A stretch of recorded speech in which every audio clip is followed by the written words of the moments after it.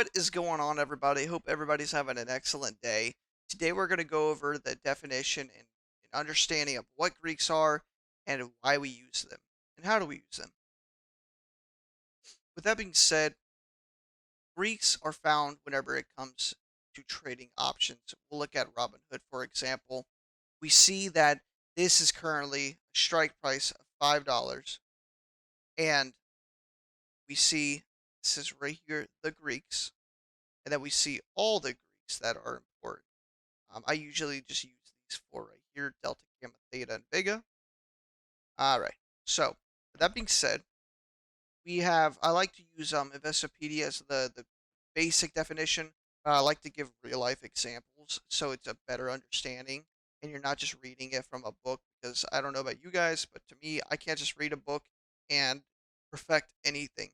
I kind of have to have a real life example, just like math. Back in high school, you'd go, well, where am I ever going to use this in real life? And sometimes you won't, which sucks because it's harder to learn it when you're not even going to use it in the real world. All right. So, delta represents a rate of change between the options price and a $1 change in the underlying asset's price. In other words, the price sensitivity of the option relative to the underlying. All right. So, what this means is that for every $1 increase,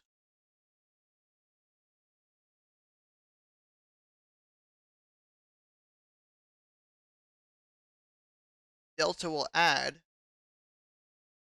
to the options price.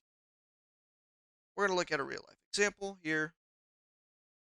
Now, what this means is that if our current option price is 0.03, because we can see that right here,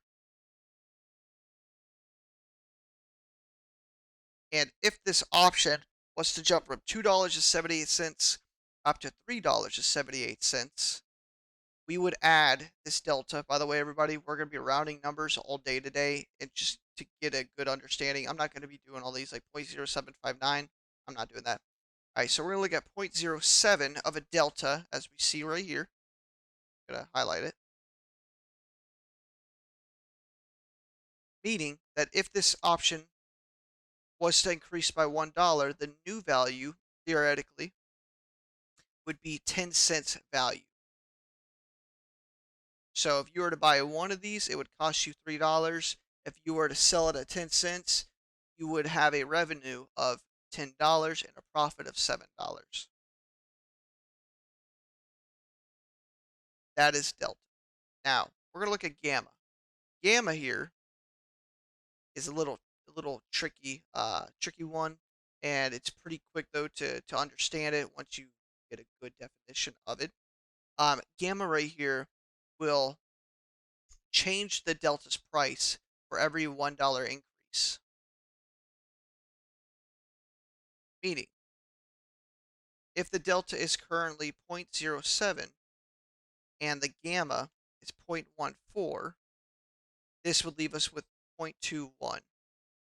So, we just went from 3 cents to 10 cents because the $1 increase in the stock itself, the share price, went from 278, remember, to 378.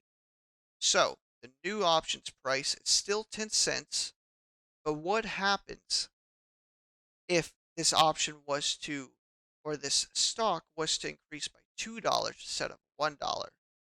Well, this 10 cents wouldn't go up another 7 cents to 17 cents.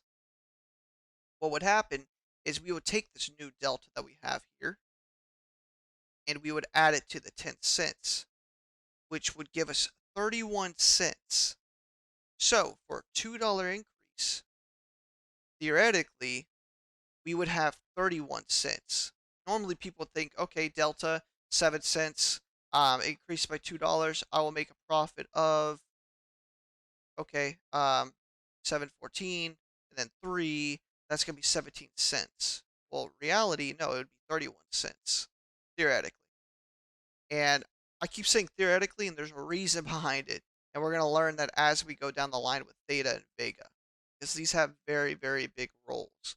Because I don't know if anybody has noticed yet, but implied volatility is at 231%, and there's a reason I chose that.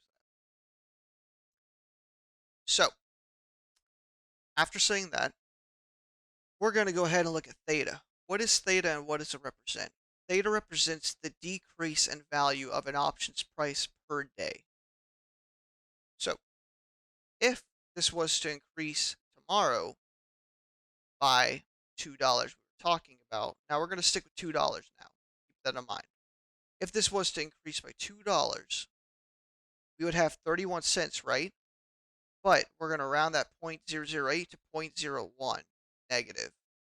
So what we have to do now is do 0.31, subtract that by 0.01, which would leave us with 0.30 option value. And you would think that's it, right? It's not. And there's a reason behind that. What's funny is now we have to implement Vega because there's a $2 increase. $2 increase within one day for an option like this, very unlikely. So if this was to happen, we would then understand more than likely that this option no longer is volatile. It's a steady growth of the $2 going up. So we understand that the stock is now going to go up. So now we would have to go ahead and assume that implied volatility would drop 200%.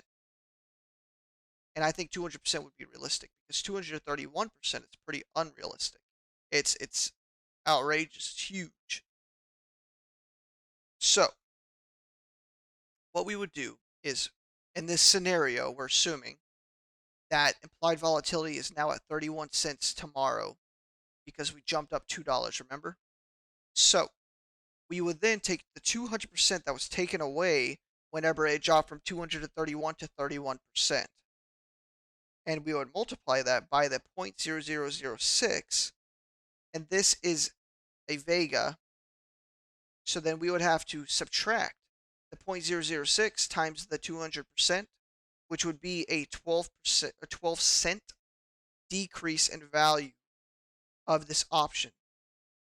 So instead of this option being 30-cent value that we thought it was going to be, we now have to take away 12 cents. So we have 30, subtract that by 0.12, which leaves us with 8. For a $2 increase within one day, this is still good, don't get me wrong, but it's very rare, it's very unlikely, and I'll show you why. For a $2 increase tomorrow, we would have this option valued at 0.18 cents. And you could kind of guess, what would that do for me? Well, if I could buy this at 0.03, I bought 100 of them, so I'm being cocky, it would cost me $300. Remember, all those things added together changes to 0.18. I made $1,800 revenue, but I made a $1,500 profit off of it. That sounds very good, right? Well, there's a reason not a lot of people like to trade penny stock. And let me show you why. If you look at TK, it is steady on being very, very low. You don't see it really anywhere, and it's continuously going down over a 5-year period. The highest it's ever jumped, 64, 410. We're going to go with this one right here, 410 to 567. That'd be $1, let's just say $1.57 increase. But this happened, look at the dates, October 21st to October 28th. So it didn't happen in a day. It happened over the period of a week. It took 7 days for it to increase $1.50, which means that theta would have ate away all that profit that we thought we made. Because 7 days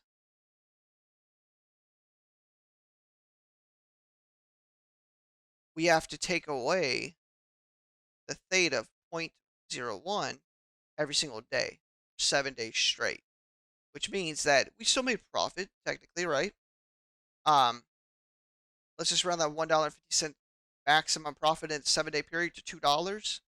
We would then take away, I would say, because this is going to increase every single day until expiration.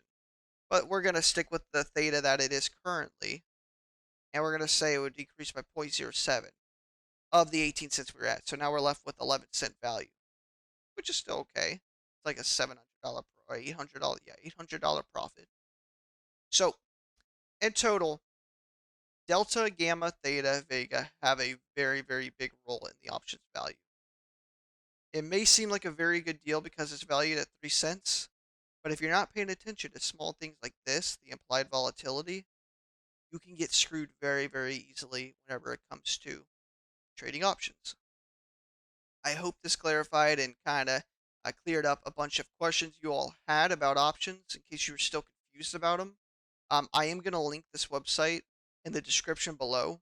And if you guys have any other questions that I could possibly answer that I may have not answered, I would love to get back to you guys.